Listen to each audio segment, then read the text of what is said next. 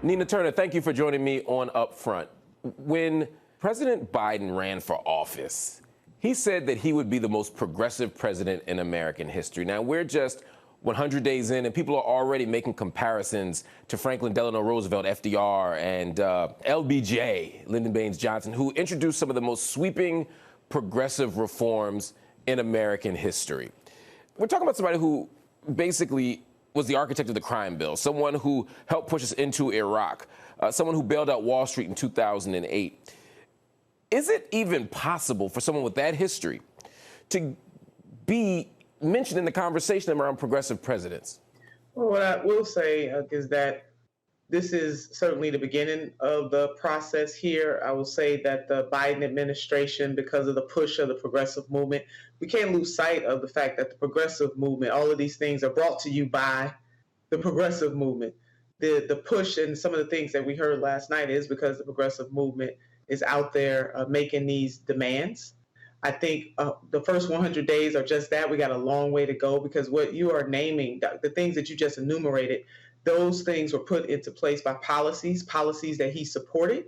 And so now he is the president of the United States of America, and this provides him a spectacular opportunity through public policy to undo some of that damage. And some of that, especially on the crime bill, had generational impacts. So it's a great time to be able to undo some of those things, but pushing for family paid medical leave, family leave and medical leave for up to 12 weeks when we have zero and other industrialized nations are ahead of us on that is a good thing. Talking about infrastructure all of those things are a good thing. But when you are on the path to good, you got to keep going. And in some cases, we got to run like our lives depended on it. So this is a startup process, it's not the beginning, hence the first 100 days. We got many more days to go. You mentioned last night, of course, you're referencing at the time of this interview to President Biden's speech before the joint session of the U.S. Congress. He talked about his agenda. One of the things that came up in that was his American Families Plan. He talked about his plan for the economy. He talked about a lot of stuff. As you said, some of it is a result of being pushed by the progressive movement. But have we set too low a bar for him? Are we measuring him against the progressive movement? Or are we measuring him against Trump, who left it a fairly low bar to measure against?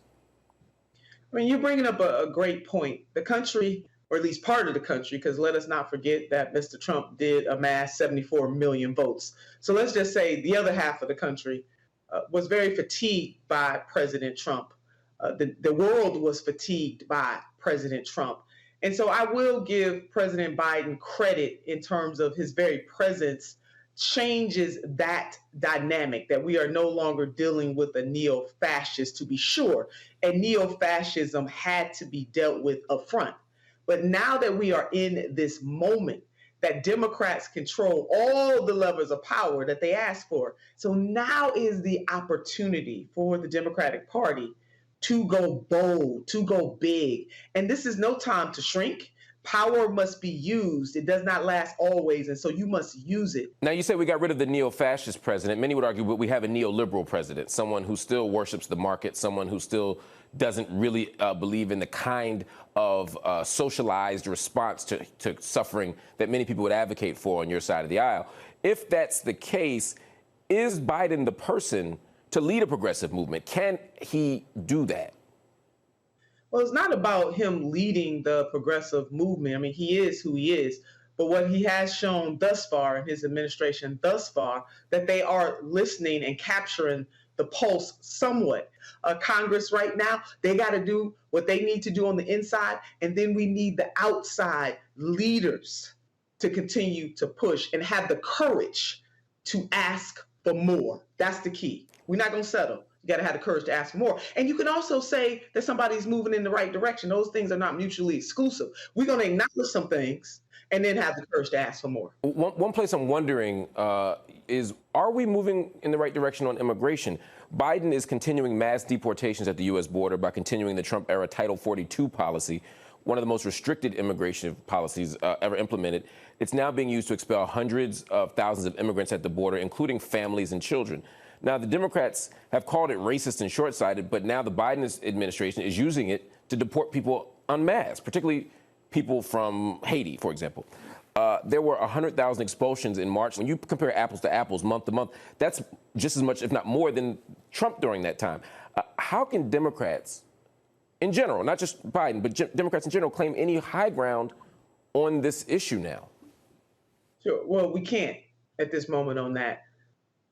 I can't mince words there on that. We can't. And our Haitian sisters and brothers in particular, and other of our sisters and brothers from the Black diaspora, are not treated the same. There are many immigration reports and studies that show that there is a racialized and anti-Blackness, if you will, when it comes to the immigration of our Black sisters and brothers from the diaspora, and particularly Haiti. And that is a problem, and it must be fixed. So again, Democrats have a tremendous responsibility and an incredible opportunity to make things right. And in that particular area, we are not doing that. It's not being done in this moment, but that doesn't mean that the way that it is right now is the way that it has to continue to be. So we must push on that as well. Let's move to another issue that President Biden probably doesn't, in fact, certainly doesn't see eye to eye with you and many other progressives on, and that's the defund the police movement. He has, again, just like with Medicare for All, just like with the Green New Deal, President Biden has said, I don't support the defund the police movement. You have been very vocal in support of it. Given that, how optimistic or hopeful are you that this can actually be a plan that is put into place? There is no doubt that we must address the white supremacy, the anti-Blackness, and the caste system, not just within policing in America, but in every single facet of American society. And what we see happening in law enforcement right now with the killing and shootings of unarmed people, particularly unarmed Black men, is a reckoning of unfinished business in the United States of America. So the Department of Justice should investigate all police-related shootings, period. That should be the policy. That should be the way that the administration acts, bar none. Connecting and putting demands on any funding that goes to police departments or law enforcement agencies in the United States of America. So those are some things that can happen on the federal. Oh, and let's demilitarize. Now, I will say I have family members who are in law enforcement or have been in law enforcement. So I do understand this from multiple lenses. I get it. I will say this finally on this point. There is tremendous good in human nature, and there's also tremendous evil in human nature. So we would be naive to say that we don't need police. We do need police. But what people are asking for, particularly the Black community, is to be treated with dignity and respect, and for police officers not to be the judge, the jury, and the executioner. That must happen, and those types of policies have to be pushed, not just on the federal level, but also on the state level where I serve, and also the local levels of government as well. Let me push you on that just for a second. So if we can reimagine the system, why can't we reimagine abolition? I mean, I'm not saying that we cannot reimagine that. Yeah, let's have the conversation. But on the other end of that, we do have to admit that there are some people in society where police are necessary. You know, when I think about babies who have been killed by drive-bys, you know, my heart aches with that. You know, I served as a Cleveland City Councilwoman, and there was a situation where a skirmish happened at a park, and the people part of that took it to the streets where kids were riding bicycles and doing hopscotch, and shot through a house and shot 2 young children under the age of 6. So for me to be naive and to say that there is not some need to have policing, that's not it. But it is the way that police are socialized in this country that is the problem, and also the total disregard and disrespect for Black lives that was built into the system from the beginning. The other day, during his address to the joint session of Congress, President Biden said that the middle class built this country. What say you? Working poor built this country. Look, I'm not going to separate the middle class and the working poor. I'm not sure what he means by the middle class, but what I will say is that working people built this country. And if I were to go even further than that, historically, we know who truly built this country. The hegemonic nature of this country came on the backs of chattel slavery. That is real, and we must deal with that. As we progressed as a nation, working class people built this country. And you know what? Middle class people work. I mean, we separate. I don't like the separation. Let's just go ahead and put all working people together. Is somebody in the middle of that? Yes. Is somebody at the top of that? Yes. Is somebody at the bottom? But it is working everyday people, and they get in the raw deal. Let's increase the minimum wage. Let's make sure that we have universal health care in this country that would give relief to everybody in this country, and will also help our businesses. There are lots of big and bold policies that we can do as a hegemon nation, and we must do it bold and big, quickly. You were the national campaign co-chair for Bernie Sanders, who pointed out that 2 years after Obama took office, Republicans, quote, did phenomenally well. The same was true after 2 years under Clinton. He says it's because Democrats failed to use their power to benefit working families, but that Biden understands this. You're running for Congress this year, hoping to represent the 11th district in Ohio, a state that Donald Trump comfortably won. Do you think Biden has done enough for working families, enough that Democrats could pick up congressional seats based on his record? Well, we lost a seat because of the census. You know, that's happening right now in Ohio. So in 2022, we will have one less seat. And so what I am running to do is to keep this movement going in the Congress, because I do have the courage to ask for more. 1 in every 3 children in my district are living in poverty.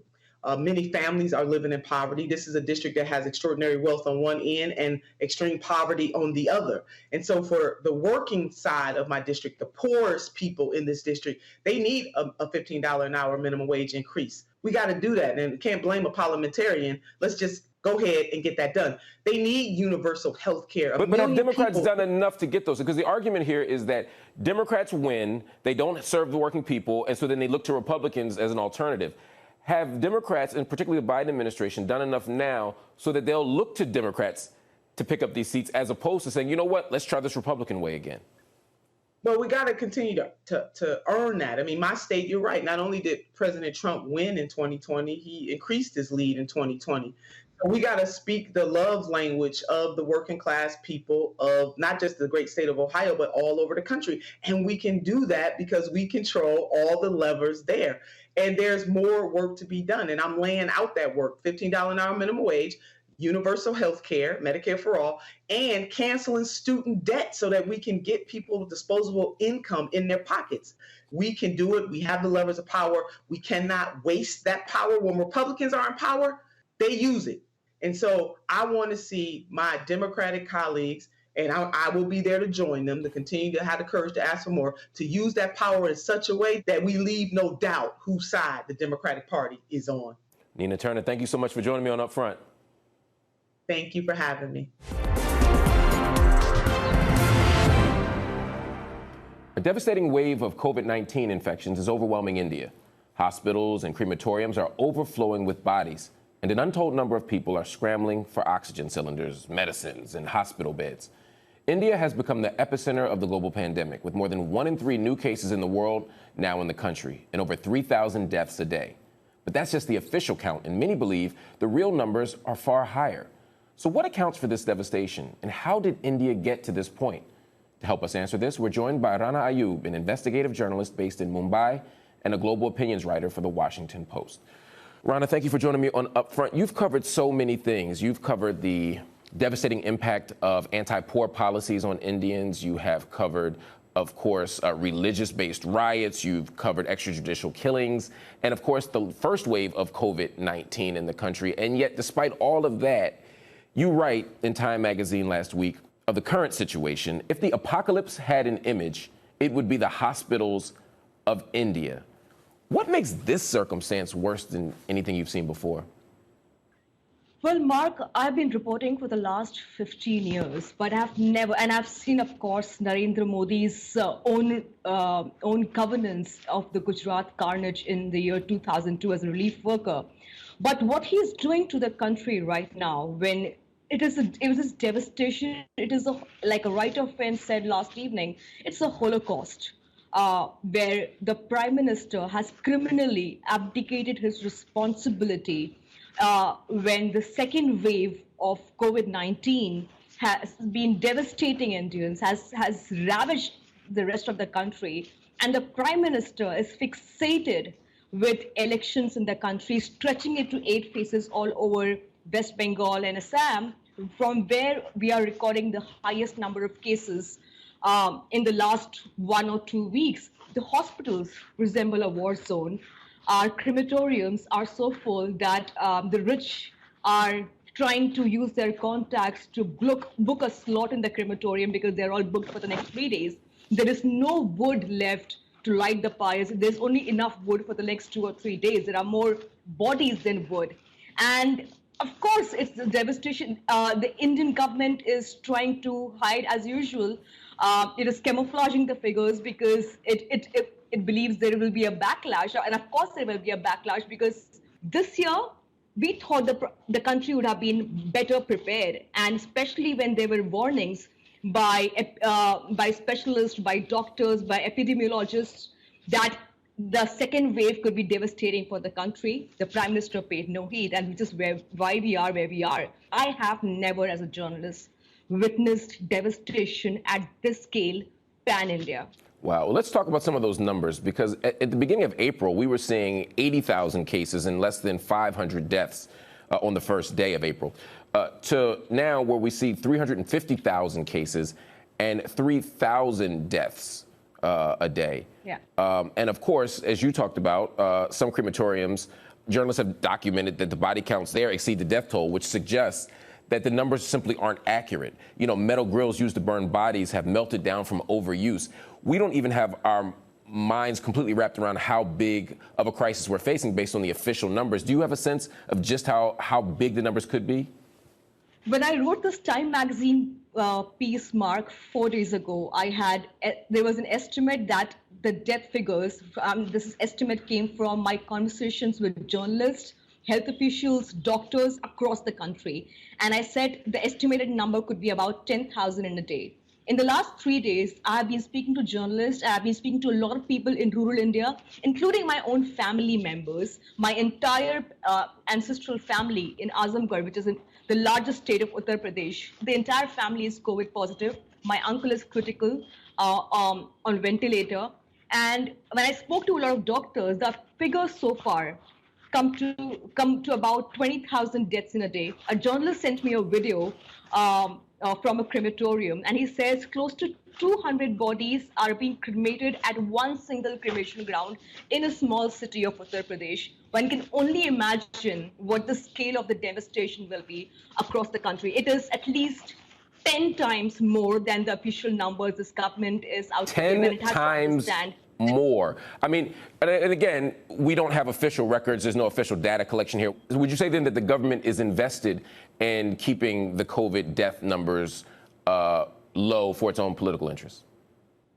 Absolutely, absolutely. The government is invested in doing that because the government knows that it has behaved in a manner which is criminal. The Indian Medical Association yesterday called Narendra Modi, the Prime Minister of India, as the super spreader of the virus in the country. The Madras High Court has called the Election Commission of India, which allowed Narendra Modi, which was in cahoots with Narendra Modi, for the 8th-phase election, as the High Court has said that the Election Commission should be charged with murder. Now, that's a very, very serious remark from the judiciary in India. And that goes to prove that the government knows that it's going to receive a backlash, which is why it's trying to hide the numbers. There is a reason why the health minister of this country took a press conference just to tell people that the mortality rate is only 0.2%. If that is the case, why is the government trying to delete information from social media? Why has it asked Twitter to delete tweets that speak about the number of deaths? Why has the chief minister of the largest state in India, Yogi Adityanath, asked for arresting those people who talk about oxygen shortage or the number of deaths on social media? There is a paranoia.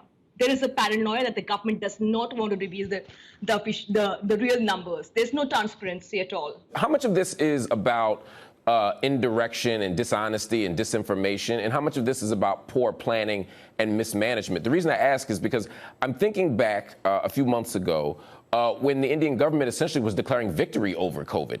In February, the BJP passed a resolution stating, it can be said with pride, India defeated COVID-19 under the able, sensible, committed, and visionary leadership of Prime Minister Narendra Modi. In March, they said we're in the end game. It seemed to me that that's partly about political posturing and preparing oneself to advance a narrative. But did they just get this thing wrong, too? Was this also just poor planning and poor management? Did they think they won and actually lost? It's both. The fact that, when you have an authoritarian regime, which is surrounded by sycophants who were, as including the health minister and the home minister, who, when the vaccine rollout happened, India was creating this spectacle of Prime Minister Modi being this great world leader who's distributing vaccines to the world. A lot of time and effort went into posturing that Narendra Modi had defeated while the second wave was actually catching up. Last year, COVID-19 had brutally exposed the fact that India's healthcare system had completely collapsed. There are no ventilators in place. The blood banks are running out of blood. There is absolutely no planning. One would have forgiven Narendra Modi in 2020 saying, this came out of the blue and we were caught unprepared. What about 2021? How could he be forgiven? And the fact that despite being unprepared, the man goes around and holds election rallies and creates this kind of spectacle of this leader who has defeated something that was fatal to the Indian democracy.